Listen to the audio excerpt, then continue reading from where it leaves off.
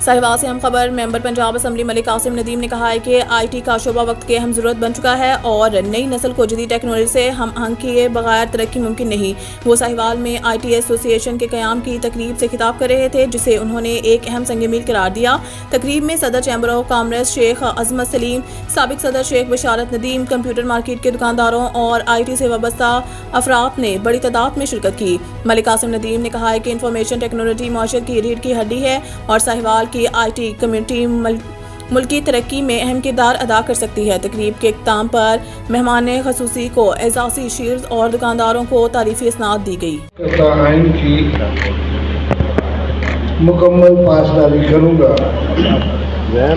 और आइन से इनहराफ नहीं करूँगा। साहिवाल IT एसोसिएशन के तमाम अहदेदारान और तमाम चलूँगा और यूनियन के मफादात के खिलाफ किसी भी अमल का हिस्सा नहीं बनूंगा। अल्लाह ताला